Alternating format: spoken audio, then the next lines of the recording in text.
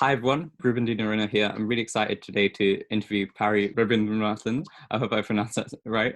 He has a really interesting career journey and background in media for over 10 years. Parry was until recently the president and managing director of Bloomberg Media internationally, overseeing all the businesses outside of America. So yeah, Parry, thanks for agreeing to make this happen. Thank you. Thank you for having me. I think you got my name right, but even this is an abbreviated name. My full name is Parmeshwaran Ravindranathan. So I kind of spared you the trouble of spelling it all out. Thank you. Thank you. Thank you for having me. Great.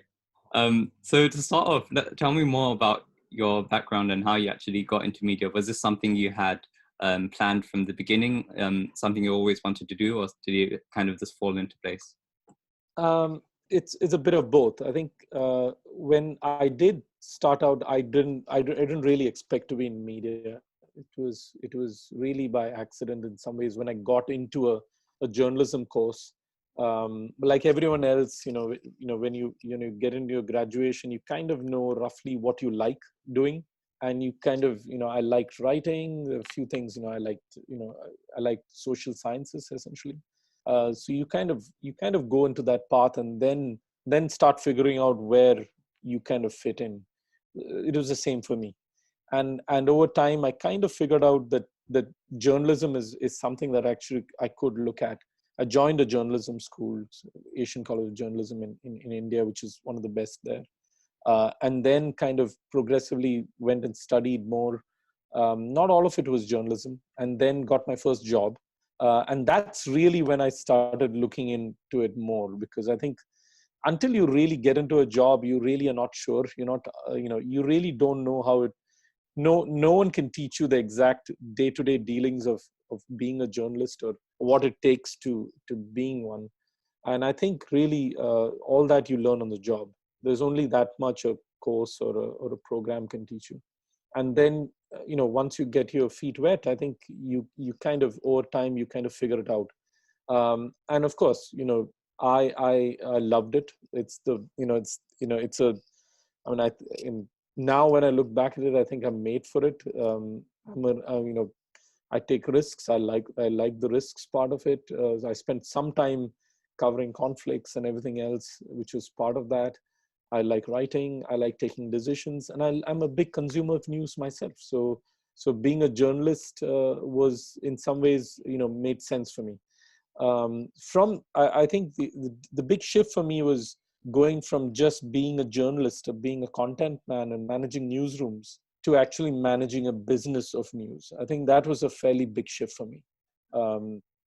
It was a conscious shift. I always was interested in that part of the world.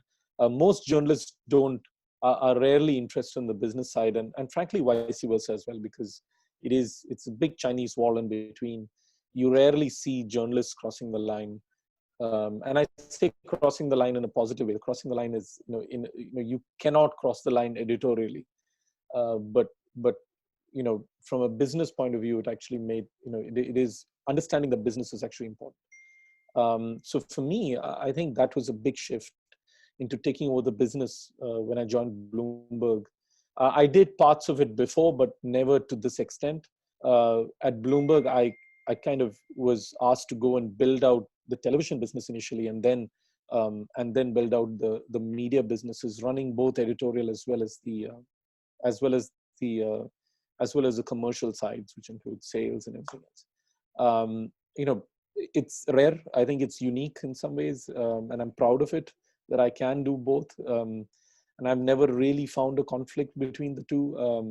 I always say that when I attended a news editorial meeting, I'm wearing a sales hat. What can I sell? And when I'm in a sales meeting or a commercial meeting, I'm wearing the editorial hat, so that nothing on the editorial side gets compromised. So that's a big. I think that's a big shift for me from a career point of view. But that was a big highlight, because I think it taught me a lot of things that I would have probably never learned about the media industry and the industry we are in. And in a lot of ways, I hope I can play a part in growing the industry. So I think that was really the aim.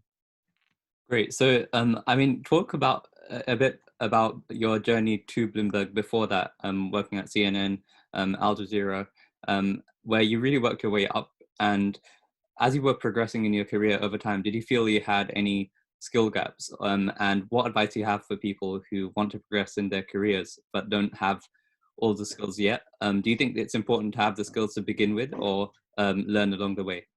I had huge skill gaps, and I'll tell you where.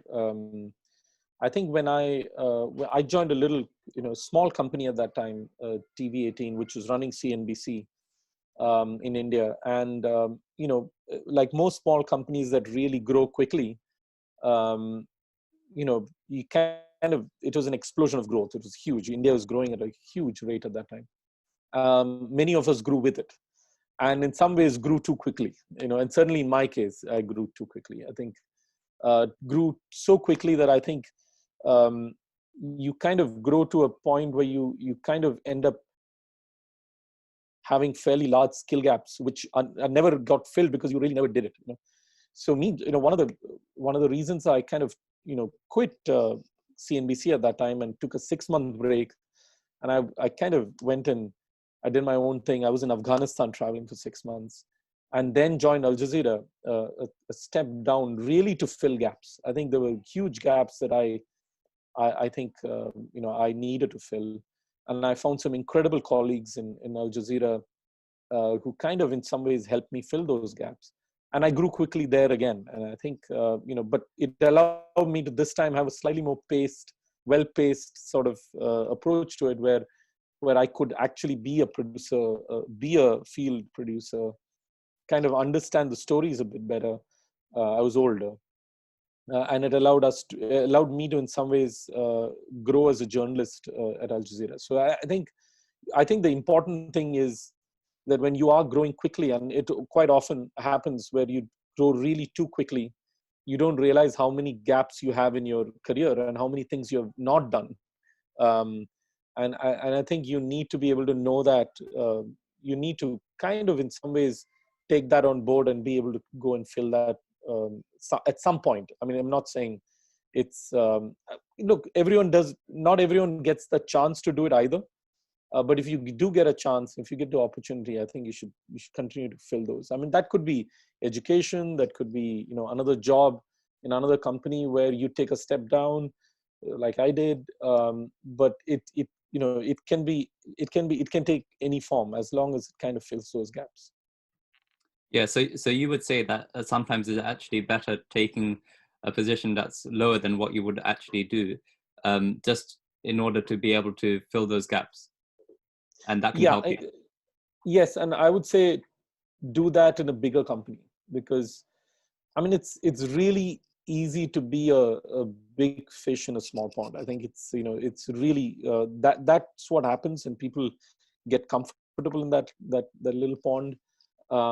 You got to basically grow and learn more. You got to get out of your comfort zone and kind of do something different in a different company, even if it means a step down. Learning from people who are much better than you. I mean, I had the opportunity to work with some of the best out there, both in Al Jazeera and then at Bloomberg. I mean, I have I have a view on this, which is that I think if you're not able to kind of swim with the best, I don't think you really can grow either way. So you'll always be in that small pond. So I would always suggest that you take a step down, even if it's a step down. I'm not saying go negotiate a step down. I'm saying even if it means you have to settle for something to learn something new and grow, I think I would take it. I'd always take it, I think. Yeah, thank you. I want to switch gears a bit and talk about what you Sure. think got you to a leadership position at Bloomberg. Uh, a few things. I think one, you need people to trust you. I think I got very lucky. Um, there were people at different parts of my life and career who kind of took big bets on me. I have no idea why. Someone took a big bet on me when I when I was at CNBC, to kind of throw me into those jobs that I got there. It's the same in, I had an incredible boss at CNBC, a guy called Senthil Changalvarayan. And then the same with with Bloomberg in Al Jazeera, and then Bloomberg, where someone thought I was old enough and good enough to uh, go and kind of run a television network. At the age of 30, I moved to Asia. I'll be honest, I didn't think I was ready enough, but I did get the job, and back me up. I think so. That's one big thing, which is that you need people to trust you and back you. I think that's a really important thing. Two is, I think, be open to risks and be open to change. I think I have a big risk appetite. I'm not saying that's always good. That has flaws. That has both sides to it. Sometimes risks don't work out.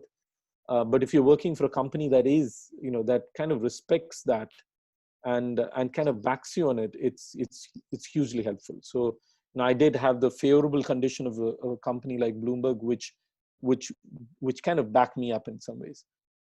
But it's also about taking risks. You want to take risks, and also beyond the risks, you got to be able to actually be able to adapt. I think, being able to adapt and kind of being able to change your strategy and everything else is absolutely crucial, because you might think you're right a good number of times, you're not.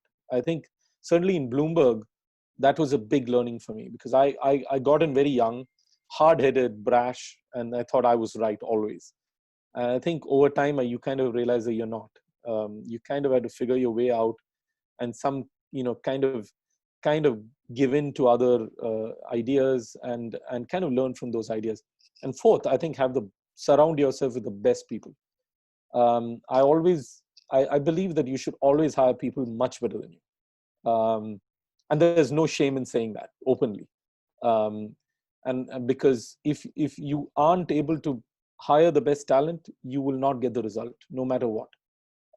So I think those are the kind of, as a leader, those have kind of helped me, kind of helped the businesses that I've worked on.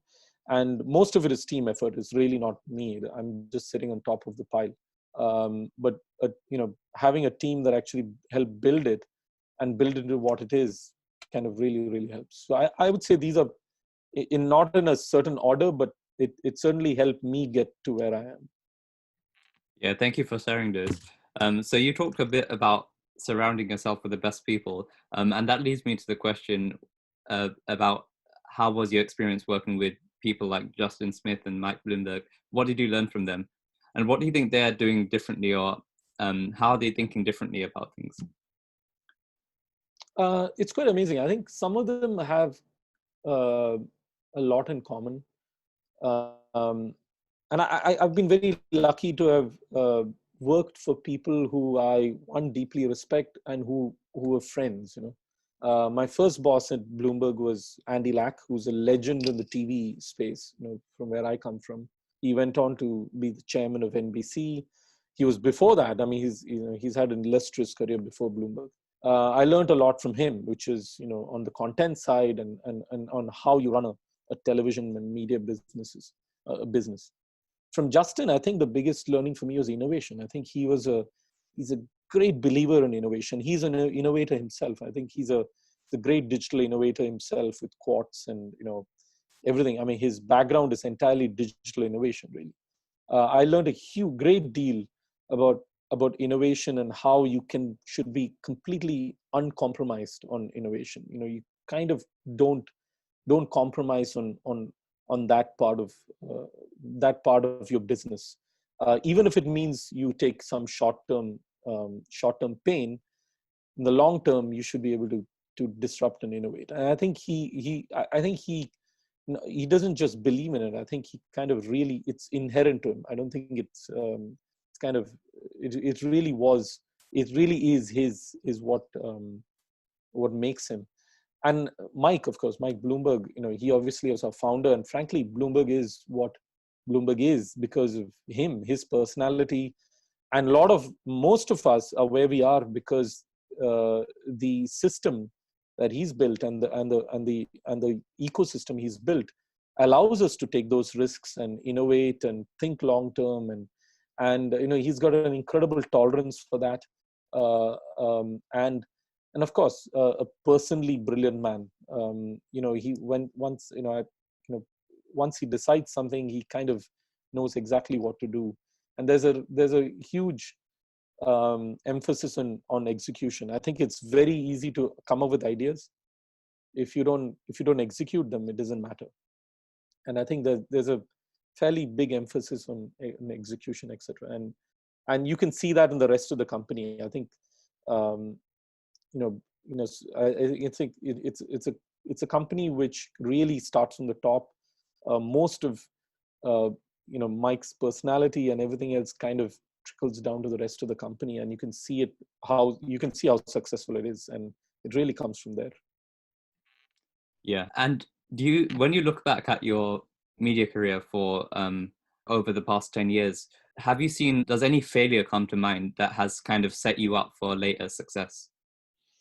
Oh yeah, I mean, several failures. I mean, I think I learned more from my failures than my so-called successes. I've had some really early failures as well, which kind of in some ways set me up for what I am. I mean, I made there's once I had one failure where I made a wrong deployment, and the person I deployed was fatally hurt.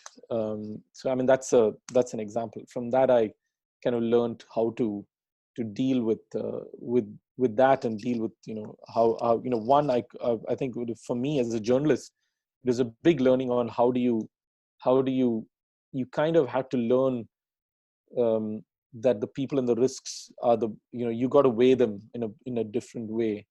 I think I did, but I think I could have done better, always done better. I think that was a big, that was a learning. But again, even in business, I mean, I think even after I joined Bloomberg, I've had many failures, which kind of you kind of pick yourself up from it. I think the important thing is that even if you fail fast, fail as fast as you can, and pick it up as quickly as you can. If you dwell on that failure, you're finished. I don't think you can ever recover from it. Don't dwell on failures. I think you basically spend time. Yes, look back on it, do your postmortem in your head, but then move on. I think that's the important thing. Fail, but fail fast, and get up fast, and kind of move on from it. I think that's the important thing, and plenty of them. I mean, even business wise, you try something, and that doesn't work, and you kind of move on, because the thing is, you always get a second chance, and most of the time you get a second chance. And if you work for a good company, they give you many chances, because they know you're taking a risk, and those risks, if that fails, that's fine. It's completely fine to fail. I think those days I think now it's becoming more and more apparent to everyone, any company that you work for, where there is a tolerance, there is a tolerance to failure. I think everyone now knows that it's okay to fail. I think those days are gone where you fail once and you're out of the building. Not anymore. I think people have kind of realized that that's just not acceptable. And one, it's not acceptable, and two, it would be a huge mistake. Because that does. The best talent I've ever worked with are people who have failed and come back in a big way.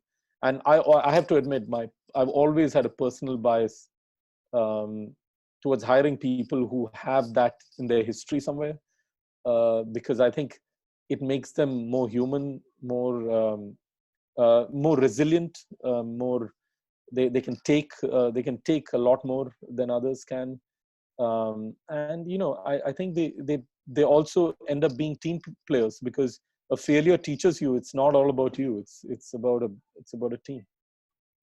Yeah. I mean, thank you so much for sharing that, because I think when people look at your career, they might see it starting at CNN and then eventually rising to become managing director in a leadership position at Bloomberg, and think it was like all a straight line. But actually, not at all. It's not at all, isn't it? Not at all. In fact, I would not call it a straight line at all. I mean, I mean, there were times even in my career where you think, oh my God, what have I done? Have I joined the right? Um, Even when I took, the job here at, Bloomberg the first time, the first 6 months were tough, because I hadn't done this before, and I certainly haven't done it at this scale. I've done it before, but not at this scale, because you're building it. It was not a running everything was not running perfectly. We were still building out media, and Bloomberg Media is huge, but in Asia it was still very small at the time. So we were fixing it and building it. So from, there were times then that I thought, my God, I don't know whether I can do this or whether I can pull it off. And then you kind of keep being persistent at it. It's never a straight line. I don't think I know anyone who's successful, and friends who are successful, or in their own fields, who have ever had a straight line. I don't think anyone has a straight line.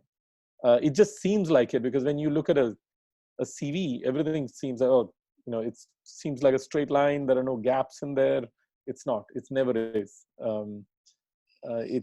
You kind of learn from each jump and each experience. Yeah. Earlier, you were talking about how um, uh, doing a course in journalism and media doesn't necessarily fully prepare you for the job itself. So I was wondering what advice you would give to students about to enter the workplace, and also advice for people that are potentially interested in a career in media and journalism. Yeah, I think, don't get me wrong, I do think the journalism school does put some foundation. That foundation is great. There are some things that journalism school teaches you which are really important. Being in there is, the way you write, the way you write, the certain fundamentals of journalism, sourcing, the ethical standards, and editorial integrity. All those basic foundations are built in a journalism school, which is great. Because, and I'm not saying that if you don't go through a journalism school, you don't learn it. You do. But it does it does give you an advantage. Does give you a foundation.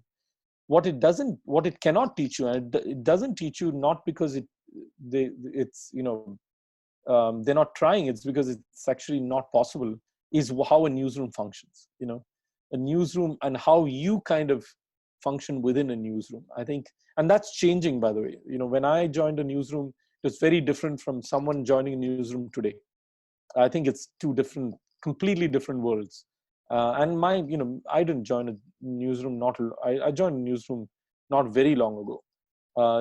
But it's evolving every day. So that's something that I don't think a journalism school or anything can completely teach you. But it does prepare you for it in some ways. But I think, once you do get to, once you are in journalism, or you want to get into a media field, I really do urge you to intern at places. And because I did various internships and traineeships before I actually took took the jump, because I really wanted to be sure this was it. This is something I wanted to do, and it's really, really important, because it's not made for everyone. I always urge you to kind of have an internship, even a pre-internship, before you actually go for a journalism school. You straight out of grad school or something. Do internships, even if it's small internships, and learn how a newsroom functions, or media. When I say newsroom is one thing, but if you want to in the business side, it's the same thing. You need to figure out how those work, and most companies now are open to it. They want fresh young blood to come in and experience it.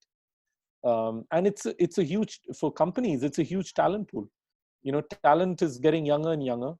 In the social media age, at 40, I'm a fossil. So it's easier to get in and actually kind of learn how an entire newsroom functions. I really urge everyone to do it. It's done me amazing. Apprenticeships and internships have done wonders for me. It is kind of in a lot of, it also prepared me for exactly what we are getting into, and newsrooms can be tough. Newsrooms can be rough, tough. It's less rough now. It's more, it still is tough, but but these are places where things have to move fast. Everything happens in the minute.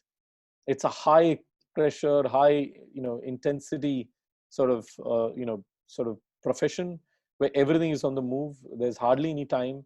And because of that, everything is, you kind of have to be able to love moving with that at that speed to actually really thrive in it, I think. And I'm talking about newsrooms, and there are various, there are various branches of it. There are people who are great at long form journalism that, you can spend a little bit more time on it. So, I'm not generalizing.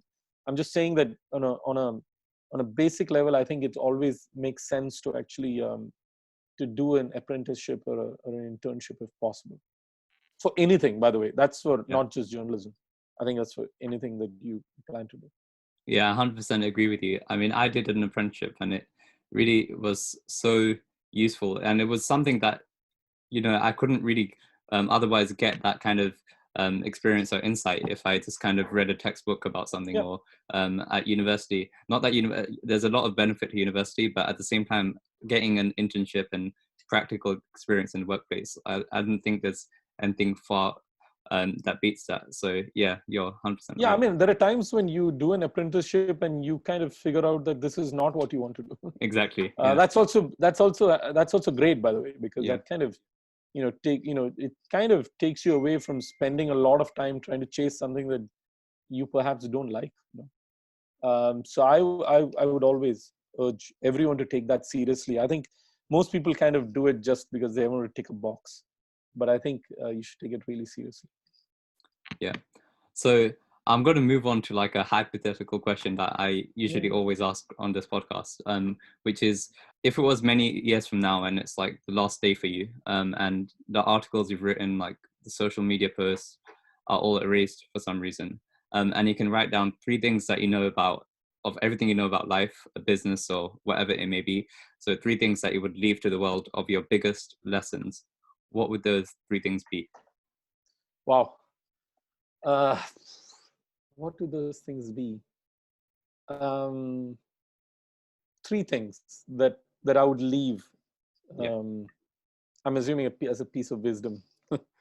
I would say be patient, I think, is one of them. Be really patient. I think it is the one thing that most people aren't. I'm not, I admit. But I think over the last few years, I've learned to be slightly more patient. And persevere. Persevere is another one. No matter what, no matter how much you fall, persevere. It wouldn't have got me where I am, for sure, because that is the one thing that kept me going, and I've fallen quite a few times.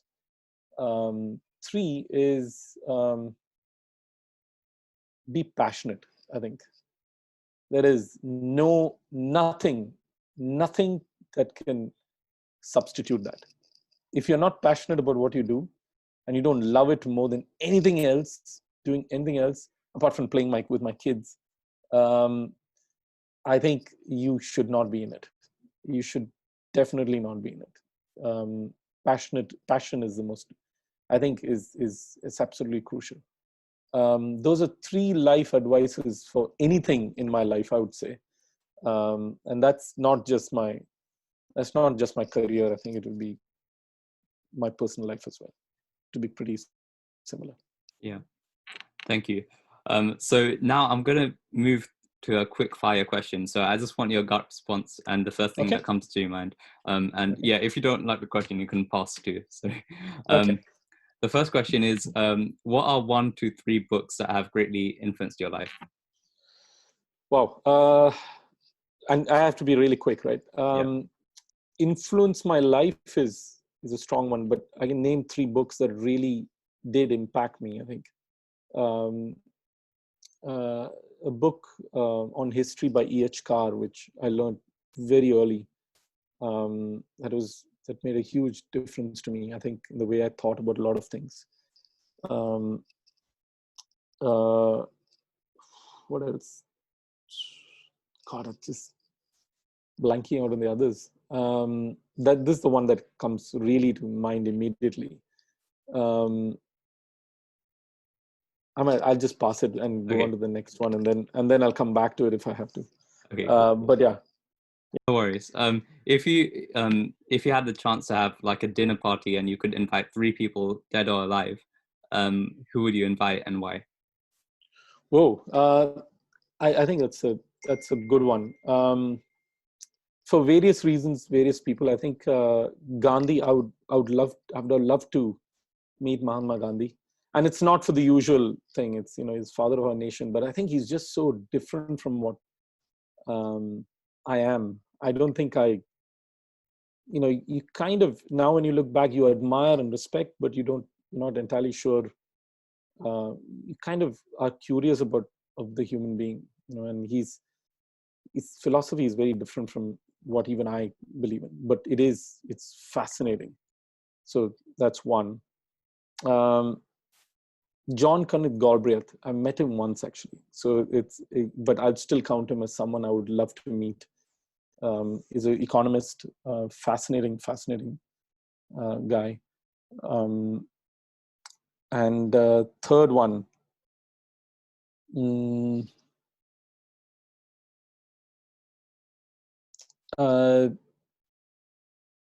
Emperor Akbar from India. I think it would be fascinating to meet a guy like him. Great. And the last question on the quickfire round is, what are you most grateful for? I'm grateful for my family. I think that is, it's completely unsaid, but it is the big rock behind me, really. Without my parents, to begin with, and then my wife and kids, I don't think I could have been anywhere where I am today. I mean, I travel 100 days. I used to travel 100 days a year, all the way for the last 10 years. Oh. And literally, my kids are 6 and 4. So I not spent, I spent a lot of time outside. But if my wife complained, I don't think I could have done anything. But she kind of backed me up and went with it. So I think family is the most important. Everything else is secondary. Yeah, I 100% agree with that.